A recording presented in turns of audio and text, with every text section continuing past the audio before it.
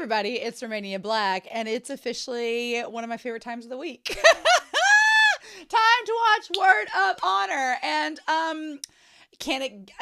I don't want to say can it get any worse after last week in terms of the angst, because it very much could. It very much could, and we're only on episode 15. We're not even halfway through the series yet, so yes, it could get very much worse. So I don't want to jinx it. I want to knock on some wood, but last week was pretty rough.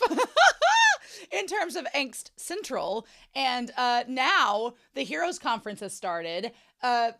Feng Xiaofeng is there, which seems chaotic, and Wen Keqing is just off in the wings being like, let's see how this, he's like the meme of the girl that is looking at the computer with the soda in her hand like, interesting. Like, I think that's literally where he's at right now. And meanwhile, Zhou Zishu is just like, of course, walking around like thinking he's inconspicuous when he's the most conspicuous person there. It's a recipe for chaos. Guzhong is out of commission because she's sick because she lost one of the people that she saved, and Cao Weining has gone to comfort her. We don't know where Changling is. It's a lot now. We don't know where Ye Bai is. It's a lot right now. And you know how we all do with chaos. It's like, what are we diving into this week? So the moderator, Be Happy, did say there is not any altered lines for this episode, which if this is an action-packed episode, I would not imagine. But we have no clue what we're walking into. We have no idea. We don't even know. So I do want to talk about some comments that have to do with episodes 13 and 14 before we dive into this. Anime Annie had 2 comments, one for episode 13 and one for 14. But we're just going to, I always like starting with the comments for the earlier episodes and build up to the latest. So we're going to do Anime Annie's episode 13 comment, and then we'll talk about episode 14 at the end of this comment section.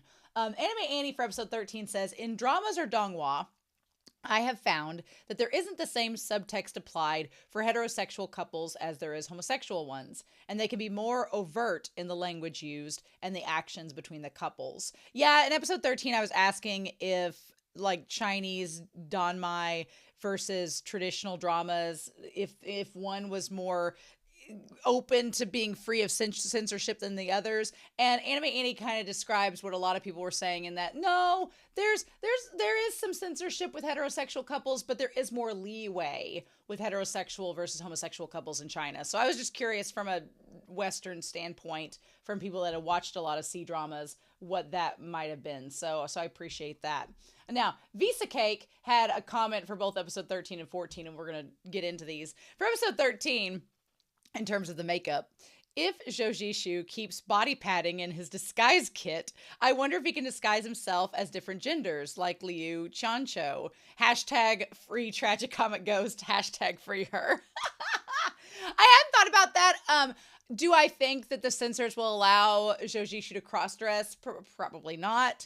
I think that maybe they have less censorship for Liu Qianqiu, especially because she's cross-dressing as her heterosexual love interest. So I don't know, though. But in the novel, who knows? But you know what? If we see Zhou Zishu doing drag, I'm not opposed. Work the runway. So, but yeah, the tragicomic ghost being offered as a sacrifice during all of this is insane. I hope that Liu Qianqiu and Zhao Feng managed to save her. I always call him Feng because it's easier just to shorten it for me, but I hope that they save her before she's a sacrifice. I would really like that. Plus, them working together would be really nice. Visa Cake also says for episode 14, I was really moved by Zhou Zishu choosing to be himself than to extend his life at the cost of his martial arts. A lot of queer people in the world have to ask themselves what they value more, their safety in the world or being themselves. So when Zhou Zishu chooses to be himself at the risk of his mortality, it really touched me, and I fully understand why.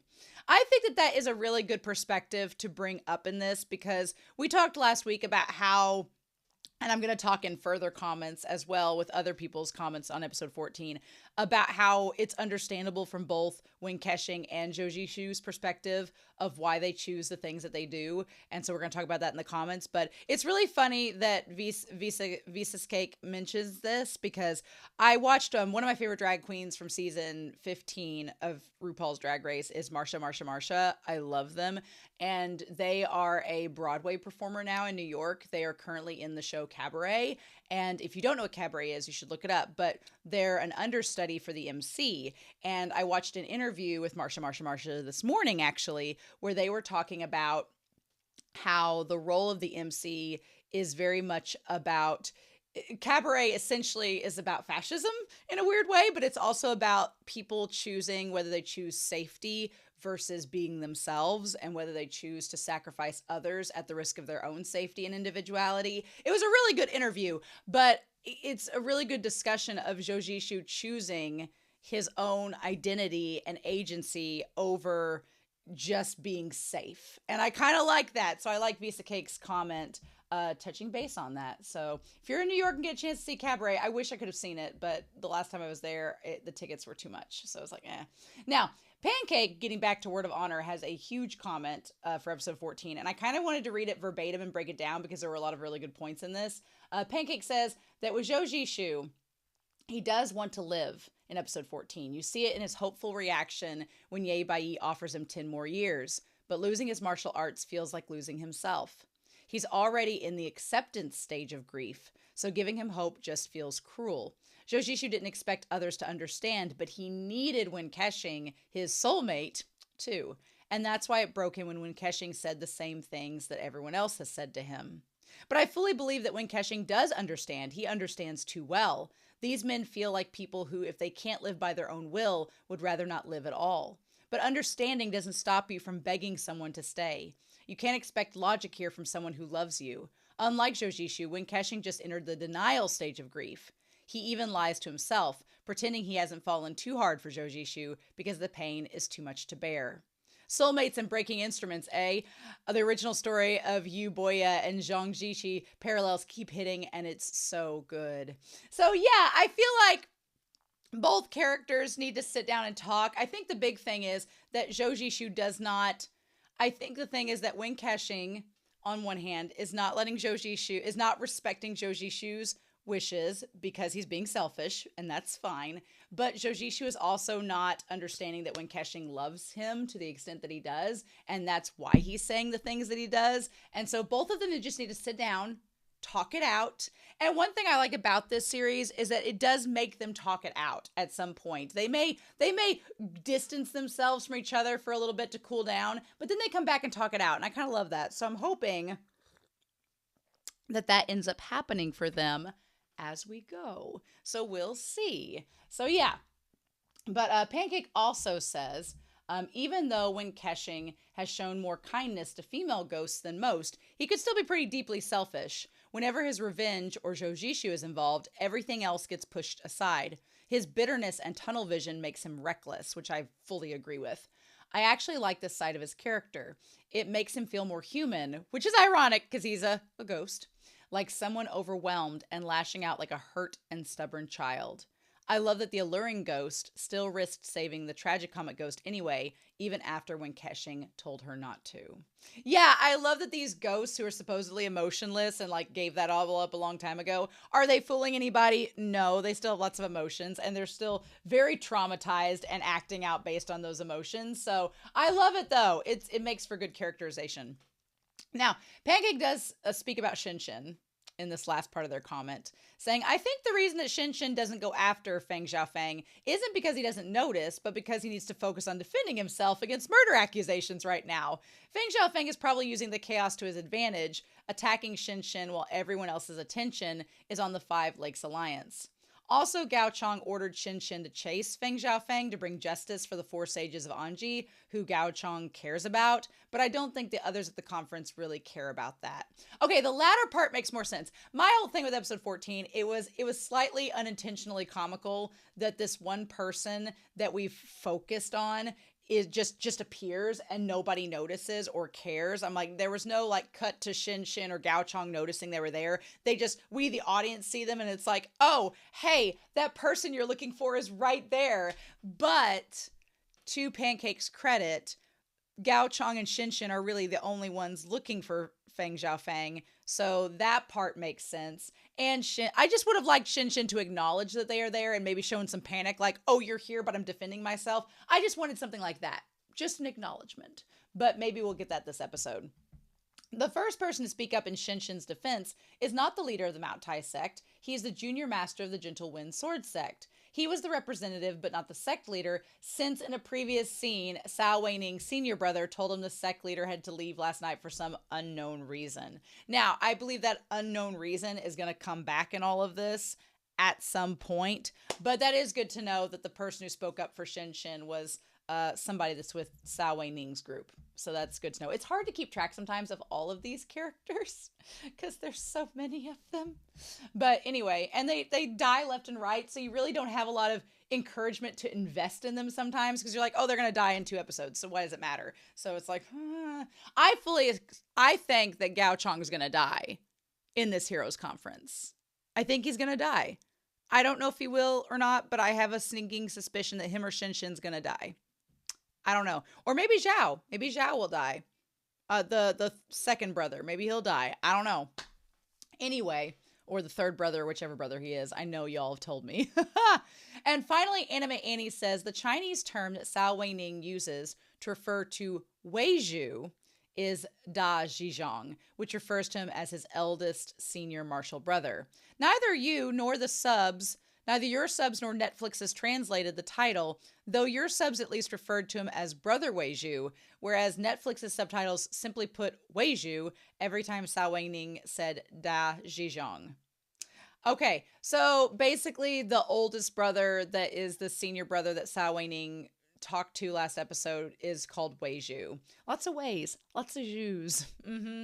But then Anime Annie says, I definitely agree with you that the line, this is probably my favorite line of last episode, the feelings of men are fleeting while the lives of women are fleeting.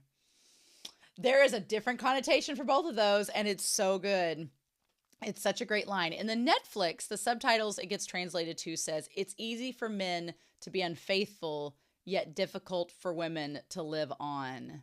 I do like that too, but I like the fleeting repetition in the one line of the one subs. I would probably go back and rewatch this on Netflix, and so it'll be interesting if I rewatch it on Netflix to see what the subs are, because they're going to be clearly different, so we'll see. We'll see. But yeah, so I'm pretty excited. I'm sorry that took so long to get through those comments, but there were quite a few for episodes 13 and 14. So thank you all for commenting. I enjoy reading them every week. And the moderator, Be Happy, is always happy to tell me that there's not a lot that they've had to censor for spoilers. You all have been so respectful, and I appreciate that because it does make me feel sad when I have to skip comments because they're spoiling. I'm like, oh, that sucks. But whenever they're like, nope, you're all good, I'm like, yes. So I encourage you, please, thank you. If you do have to write a spoiler down because you can't hold it in, just spoiler tag it, say, hey, spoiler tag, don't read Romania, and I'll ignore that part. But if you need to get it off your chest, that's fine. But I do enjoy reading comments. So thank you all so, so much. Okay.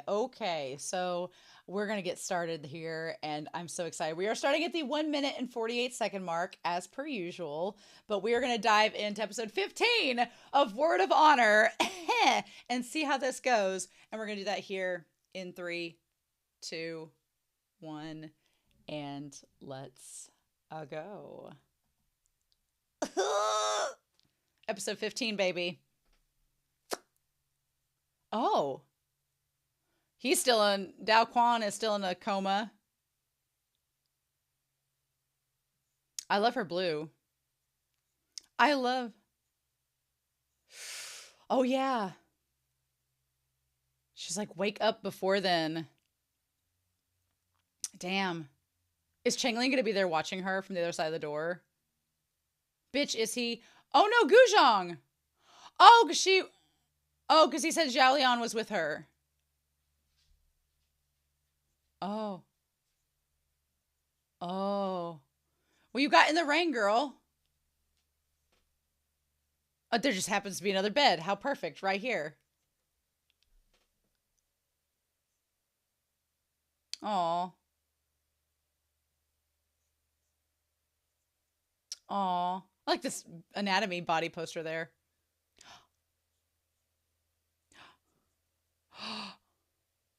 Oh. Bitch, what?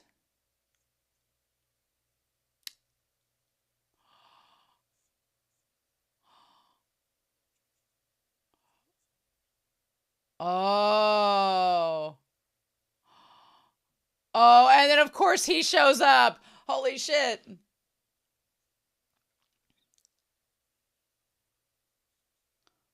She's like, son of a bitch.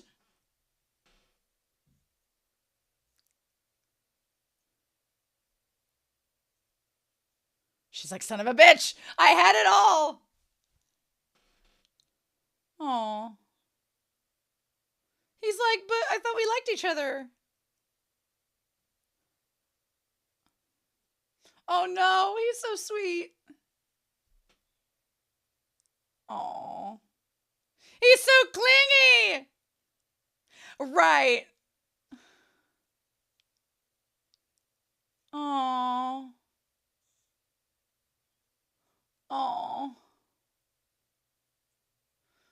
Oh, look at him. Come on. Damn it. Oh, stop whining. Don't get the wrong idea, sweetheart. Oh my gosh. Well, this all gathered quite adequately. Well, punish the murderer! A pox, a pox!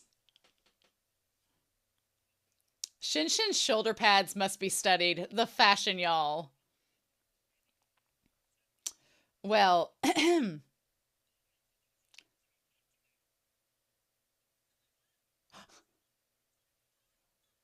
he's like, why me?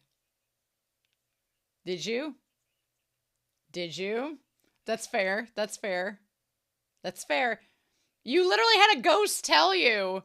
So why should you believe it? Shinshin's like, keep it up. Keep it up.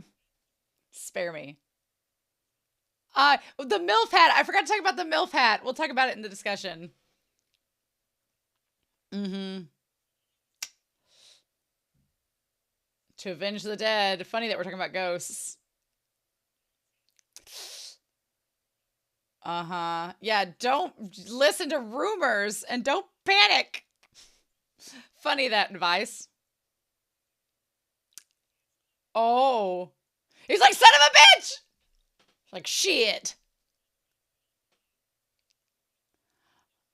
Ah. Uh-huh. And this guy. I say we string them Ghost Valley people up.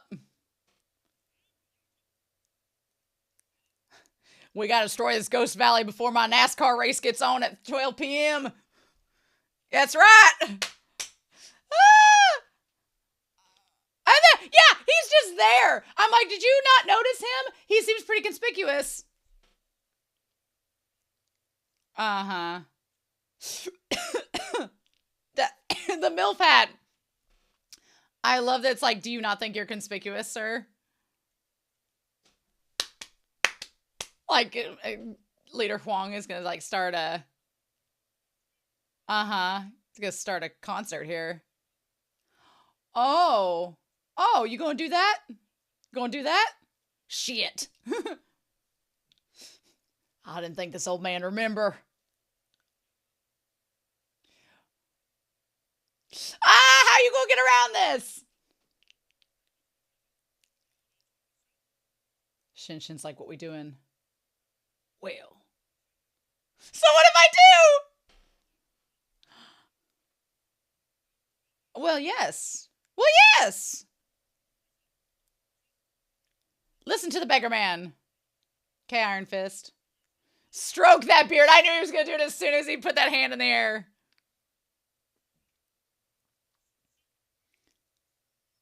I love him gripping the cane like he's uneasy. Oh, well.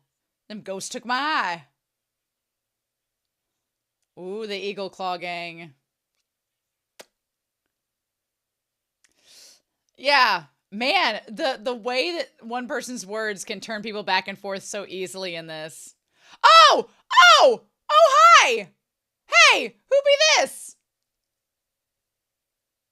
Yeah. Oh, hey, friend. Hey, friend. Are you an assassin? Where do you think you're going? Oh, bitch, it is. That mustache. I almost wore that. Glad I didn't. We would have had matching mustaches. Ah! bitch, no! Oh, bitch, no! She's like, your hat's stupid. Oh my god. Well, I'm glad that Zhou Zishu got away from there before all this goes down. Although him hearing all of this would have been interesting. Shinshin's like, but what?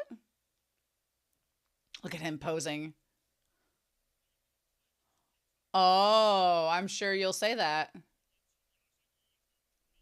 So now that Zhou Zishu's gone, is Wen Kexing gonna step in? For the right moment. You know, you all don't need to know when that moment is. Oh, here we go.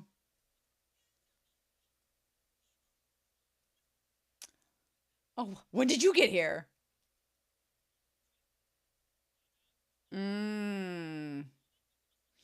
That's fair.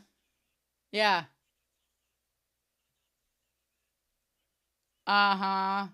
You didn't involve the group. How many cooks in the kitchen? I love him just doing the robes, swishing them.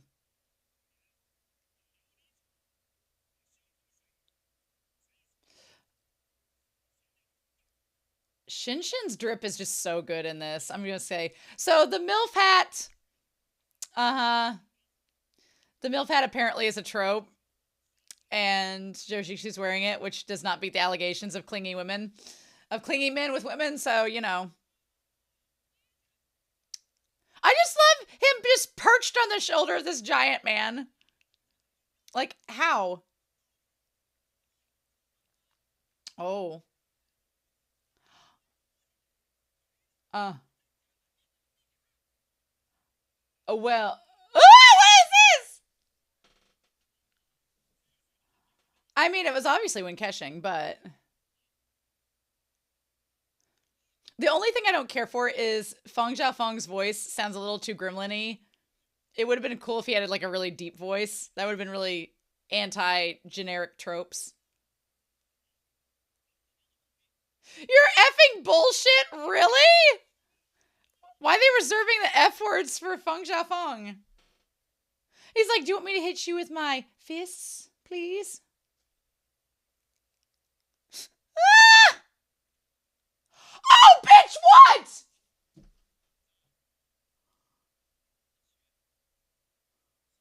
What?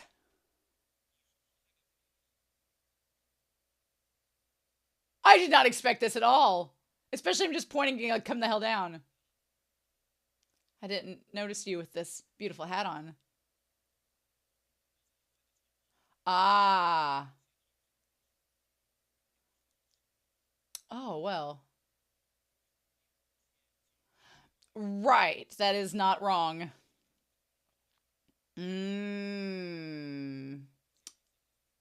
After thinking about it, I may have readjusted things that I've been thinking about. He's like, I don't like watching shows.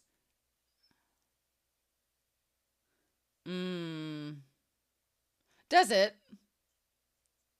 You said this before. Now, Wen Kexing, you said this before and he got pissed off at you.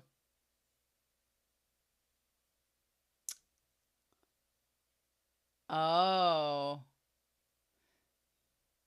Now, you said this once before and Zhou Zishu got pissed at you. Why do you think that Zhou Zishu's not going to get mad at you again?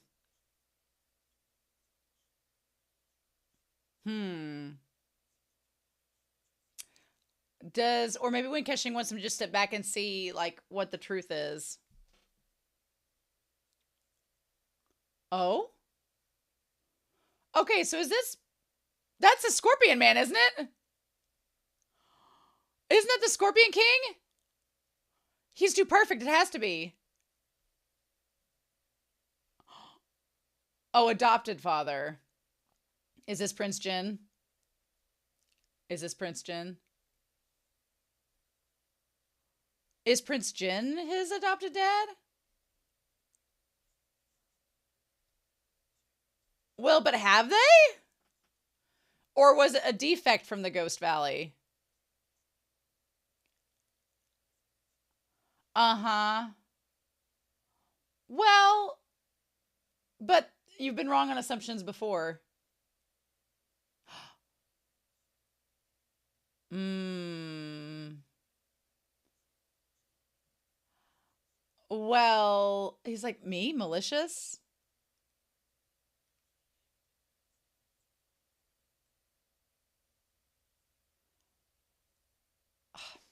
Have you not learned, sir? She doesn't like plays. Do you not remember the last time? Mm.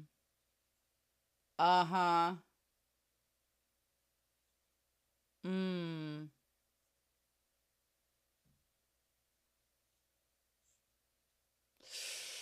I like that he's just openly admitting that he's like, I kind of want to see this play out, sir. Ooh! But I don't know if the Ghost Valley is. I feel like the changing ghost is defecting from the Ghost Valley to work with the Scorpions.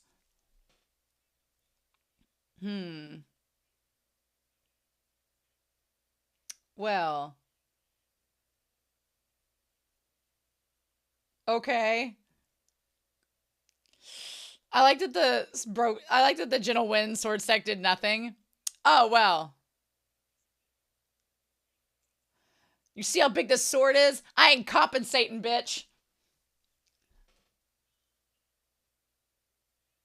But what does that mean?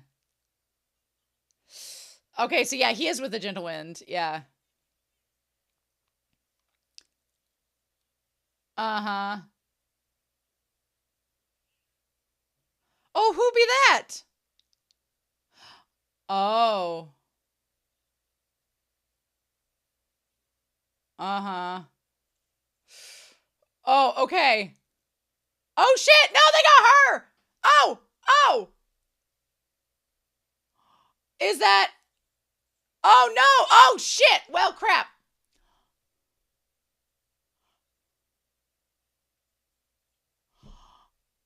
I mean, how could you not know it's Liu? She's too beautiful to be not mistaken for anybody else. Kudos to this man for piggyback riding. Oh my god! Oh shit. Okay. Okay. Okay. Yay!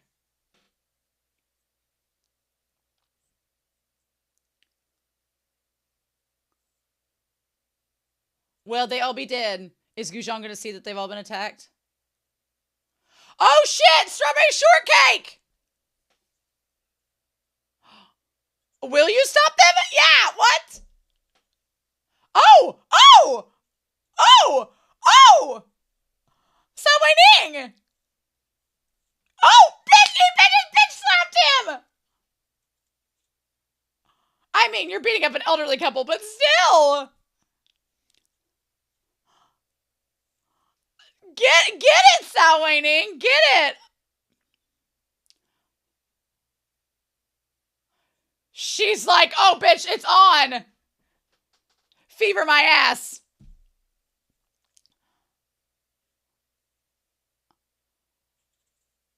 Oh, shit! Oh, no, no, no, no! Oh, my God! No! Quit attack! Don't you dare attack her! Oh, my God! No! Oh, my God! Right. Oh.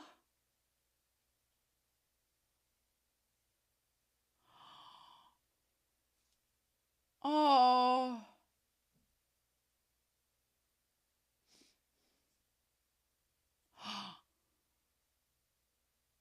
Oh. Oh, hey. She's like, don't ask questions. She's like, I get why you'd want to save him. I know. Me too, girl. Me too. Oh my God. I love it. Yes. What is that monstrosity? Oh, hell no. Oh, hell no.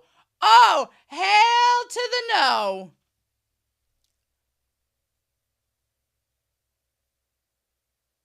What the fuck?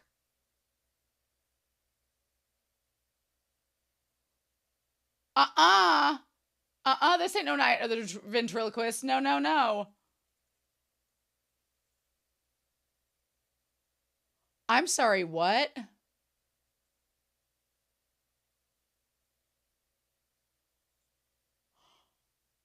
What?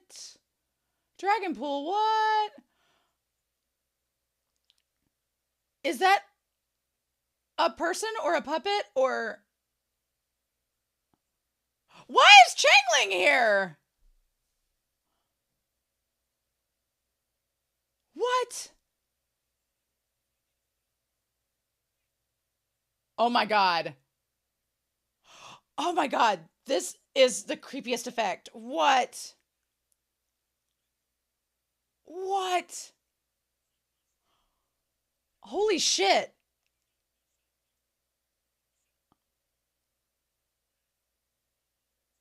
I am so intrigued.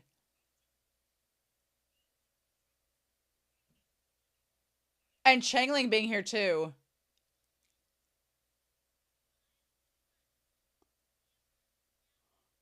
Okay. Bitch, what? The demon. Oh my god, I love.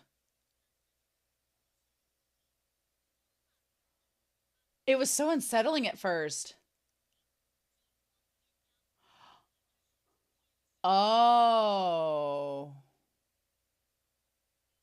With all due respect, sir, we still think Gao Chong's a piece of shit.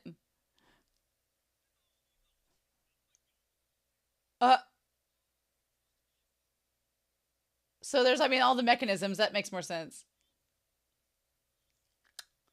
Interesting. No. I wouldn't be like the magic conch. No. Oh.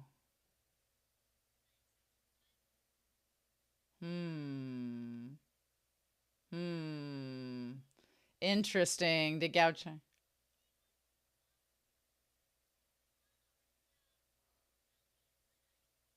So who's his dad? Where's his dad?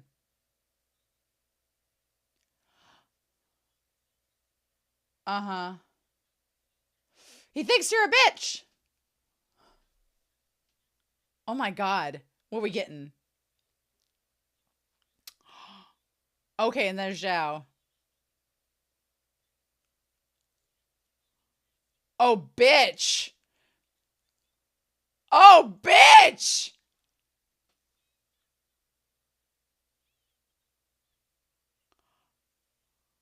What he said. Yeah. Oh, man. Oh, man.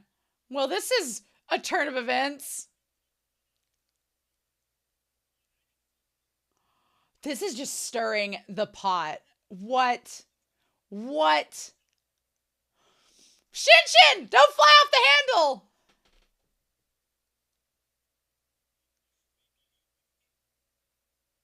Oh! Look how he didn't roll his eyes! Did you think he was going to say something else when he got here? This bitch! I love him! I love him! What is happening? The way he rolls his head and stuff just makes him seem mechanical. It's so wild. This actor's amazing.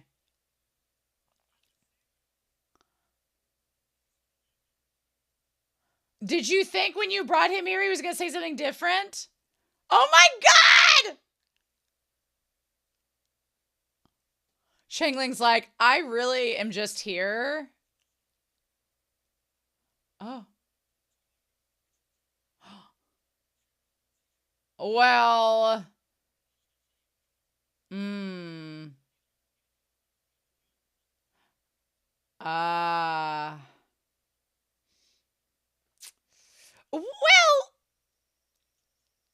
Oh. Oh, damn. Well, yes. Well, yes.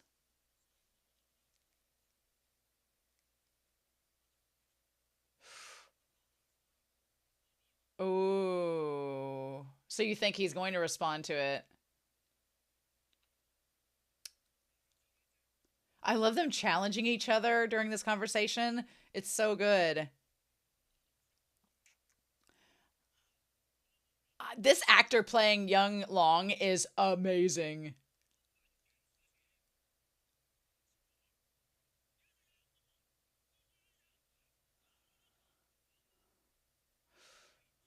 Ooh, you're swearing to the heavens. Uh-huh. He's like, don't involve me in this. He's like, oh, the side eye on this bitch is so good. Ooh. Ooh, that's a statement. That is a statement.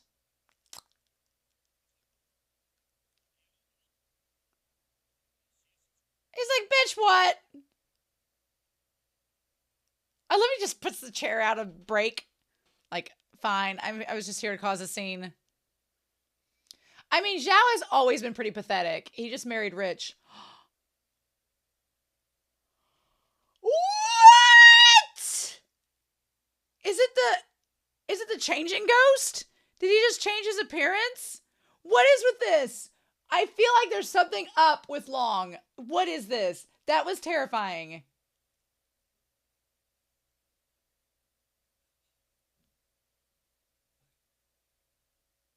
Changling's like, I really didn't ask for any of this. I'm just here. If my dads could come rescue me now.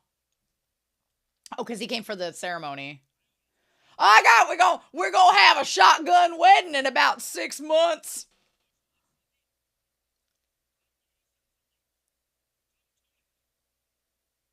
Well, shit. You gonna let your son get married off like this? I just love he announces this in the midst of all this chaos. Yeah. Yeah. Yeah. And everybody's like, you chose now to announce this? Oh, well, there's something good in all this. Oh, sure you will. Sure you will. Don't marry him off to your daughter. Uh-huh, sure. You bastards. What? Changling's like, I didn't decide this. Uh-huh. So how do you feel about him now? Uh-huh.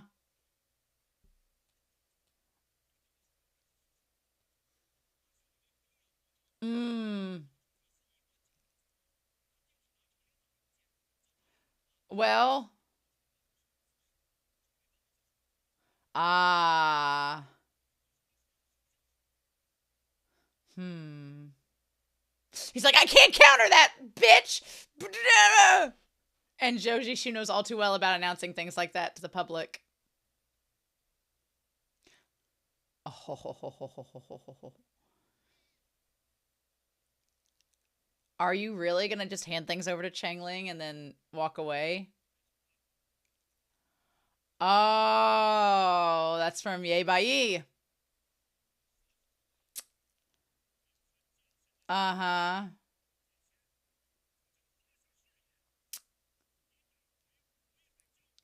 Oh. Ooh. Ooh.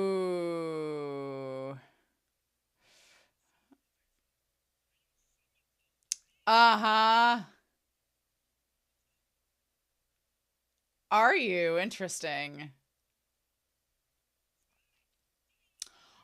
Interesting.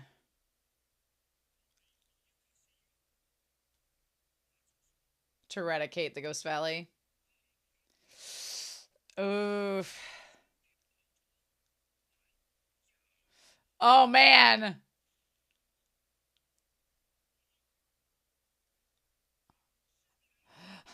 I feel like the Lion King too, where he's like, we can't have two groups of people like this together. Bring in the wine. Let's get crunk. Obviously. Is he gonna like dip his head in it? Bob for apples.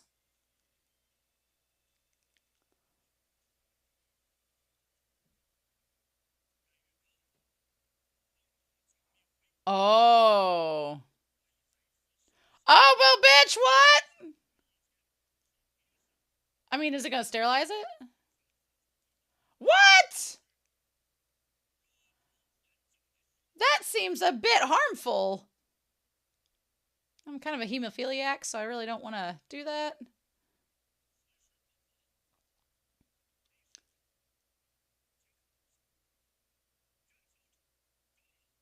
Everybody just leaves. Ah! Oh, bitch, what? Oh! I don't think he consented to that at all. Oh!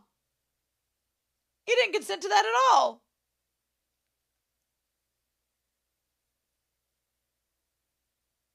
I wouldn't drink that.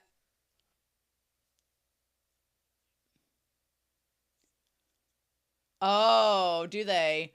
Oh, well, hell, now Sao Waning and Gao Chong. There's a blood feud between them, Romeo and Juliet style. Ugh, I don't like them all slicing their fingers on that damn blade. Don't slice it in the same spot. Aren't y'all afraid of diseases?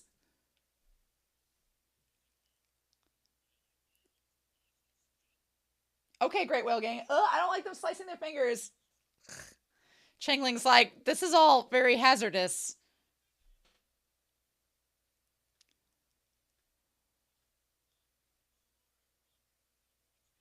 Oh.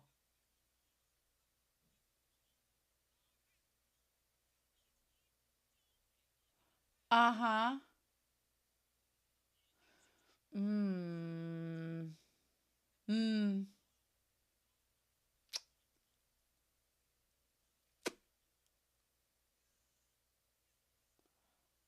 Oh.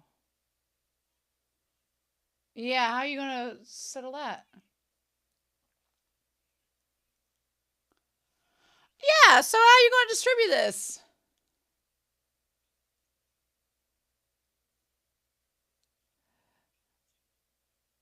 Oh, he's like, bitch, we just sliced a sword.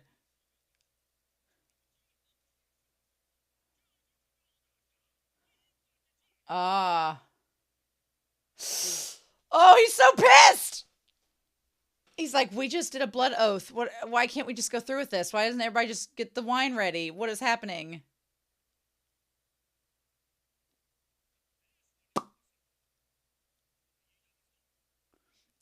I love that he's like, I have to explain everything.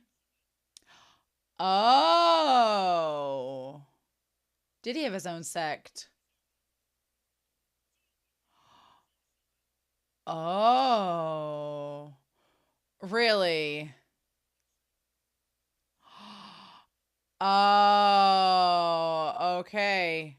Oh, bitch. Oh, bitch. They're all dead. Oh.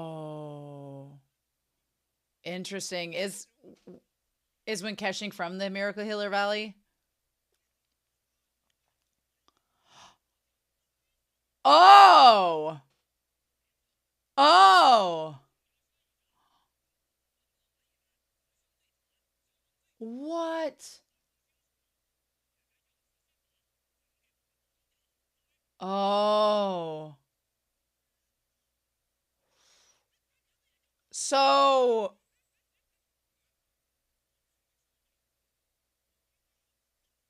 interesting. Oh my god, and now it's gonna get all crazy again. He's like, can't we all just slice our hands on this sword and drink the blood water?